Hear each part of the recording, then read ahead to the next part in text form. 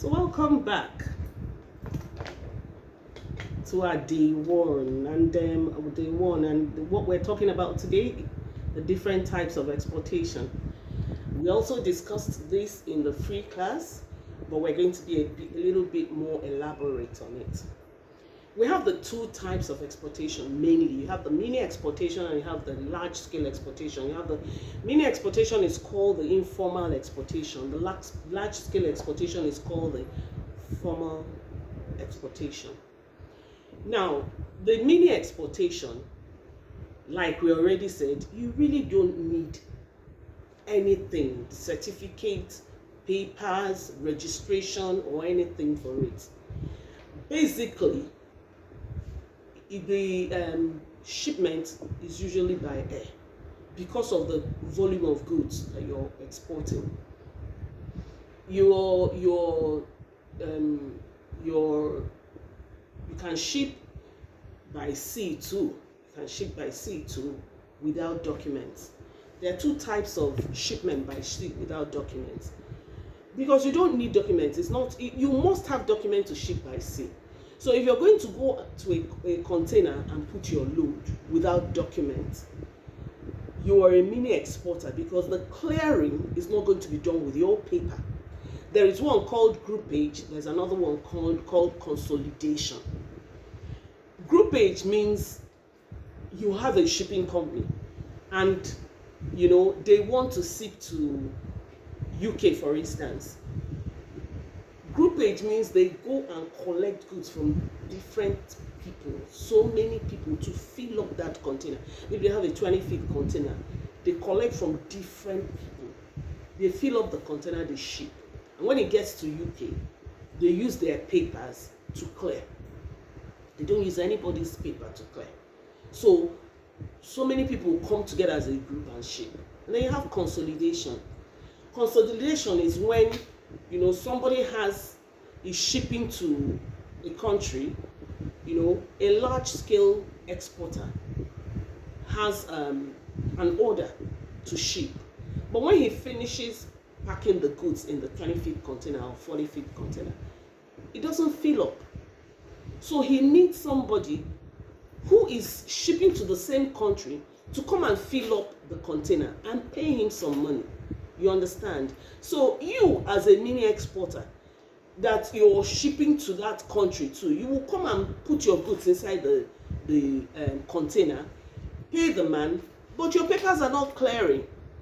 It is the person's paper, the large scale exporter who has the contract, that is going to clear the container at the other side of the country with his papers.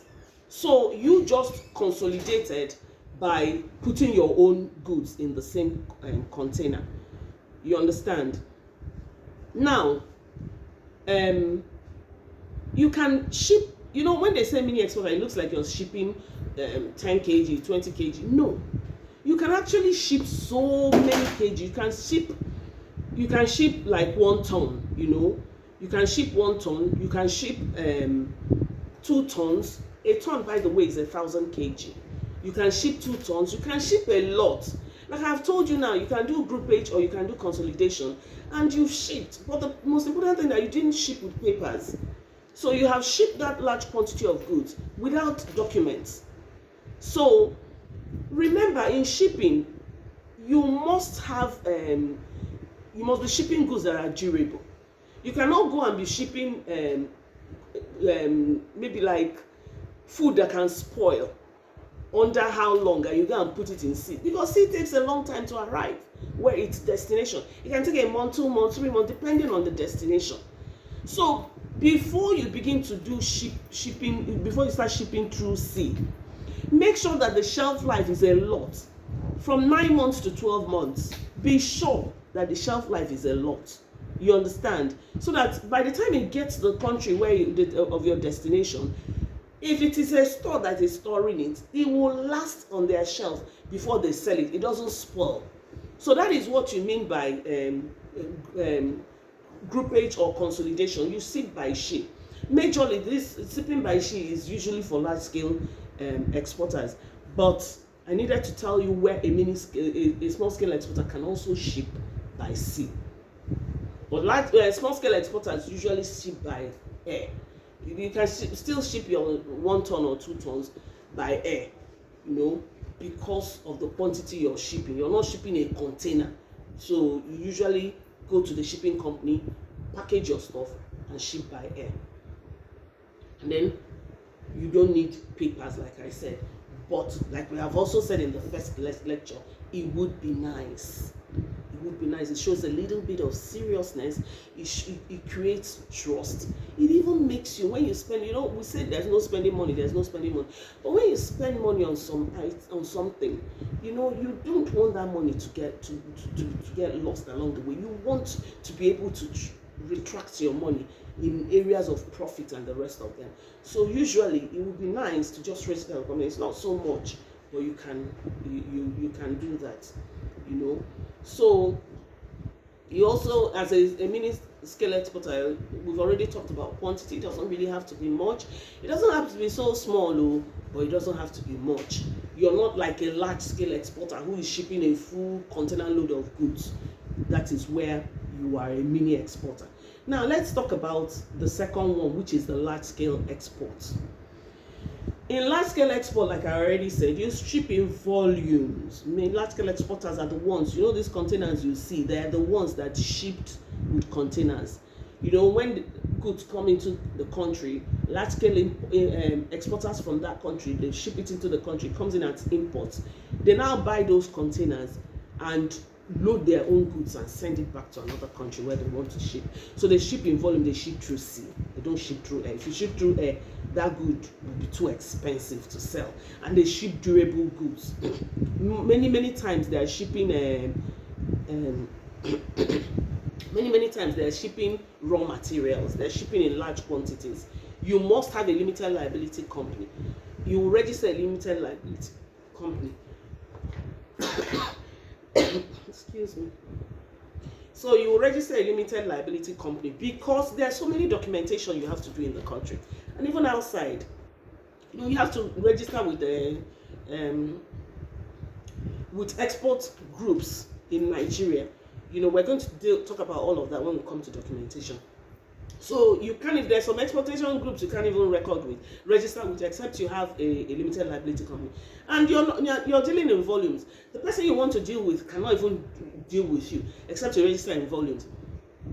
Your account, you have to open an account and open it in the export unit, and you have to have a limited liability account to even accept that. So there is no discussion about that. You have a limited. What we should now be talking about is how many share capitals do you have.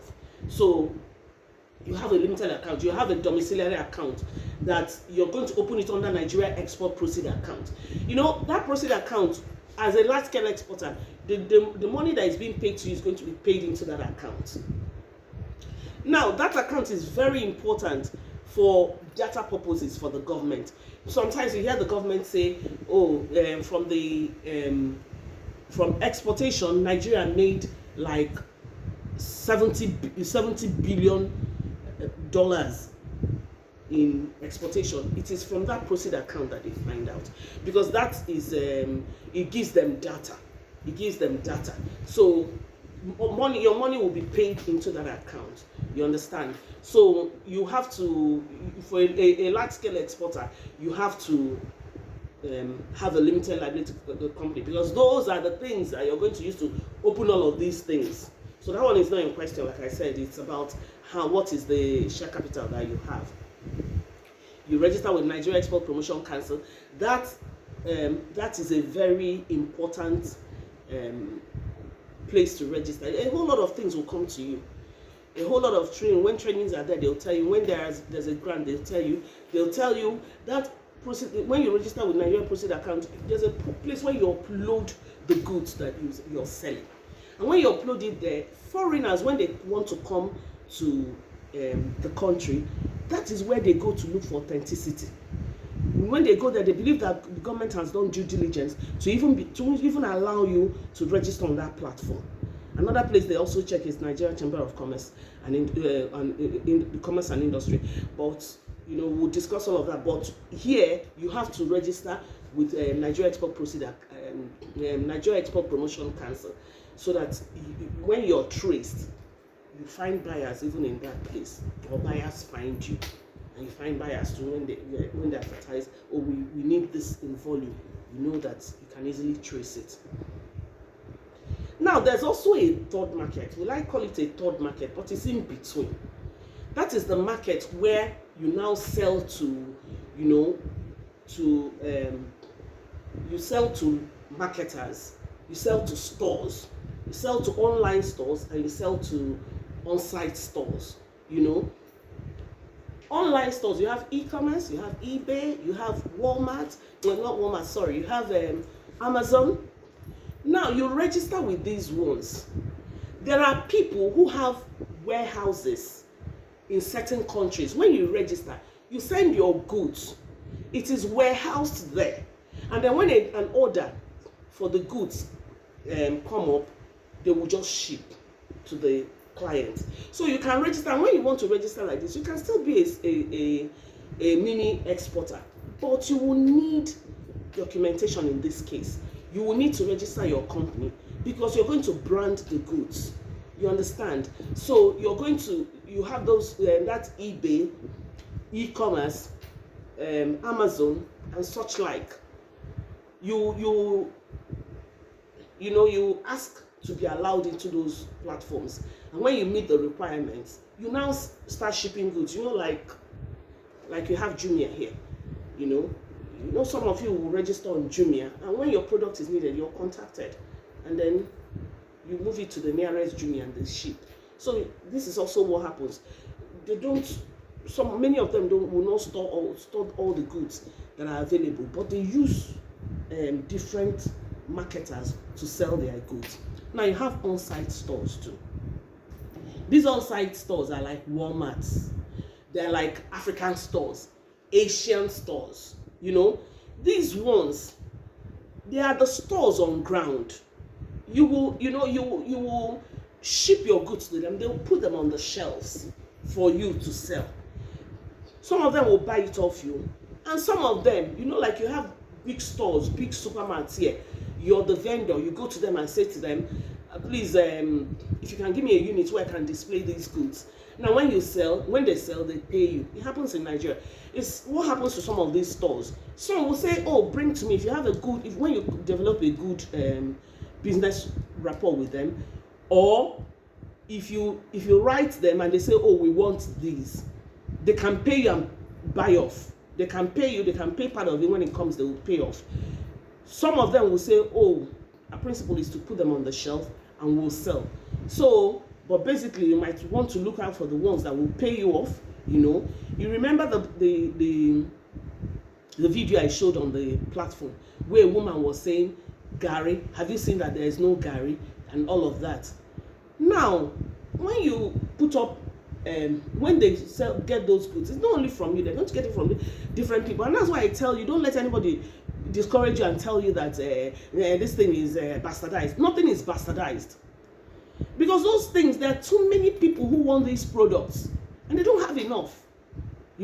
So when we get into how you're going to buy how you're going to get buyers, you will know how to track so many buyers. Somebody might tell you, oh, I need 100 packs of 2 kg Gary. I need 1,000 packs of 1 kg yam flour. So you know what you're packaging. But in this one, even though you're acting as a mini exporter, you're branding. And once you get into branding, you're going to get your documents, you're going to register a company. It can be a name registration, it can be anything you want, but you're going to brand. And once you start branding, it has entered another. But there are still many stores, many African stores, and maybe Asian stores or whatever, who will tell you, oh, please, don't brand these products. Just send me 100 packs of 2 kg rice. Send me 100 packs of 2 kg Gary. Send me 200 packs of 1 kg crayfish. Don't brand. I have my brand. I have my own branding here in my country. And when it gets to them, they'll just take those things, weigh them and make sure they're okay. And then they'll put their own branding on it. So in that case, you see, you can still supply without your documents. But it's always good to have your documents in case you move away from this your comfort zone into a more serious delivery. And like I said, once you deliver the goods, it's gone, and the client now pays you. That transaction is gone. And once you make the first move, you have started your business. Now we're going to also talk about categories of exportable products. You have the agricultural products, you have the finished products. Agricultural products are products in their raw form. Wherever you're sending it to, they're going to use it and finish a product. You have like palm kernel shells. There's so many things that are wasted in this country, but they are very important in several other countries. So you have palm kernel shell, you have cashew seeds, you have palm kernel fiber, you have hibiscus leaf, you have charcoal, you have wood. When it gets to the other side of the to where you're sending them to, they will finish them up, and when they finish them up, they'll now sell them as finished products. Then you have the processed products. The processed ones that is where the money is. When you sell raw materials to somebody, they will finish up and then they will now sell as finished product to another person. So when you sell the finished product, you can now put your price.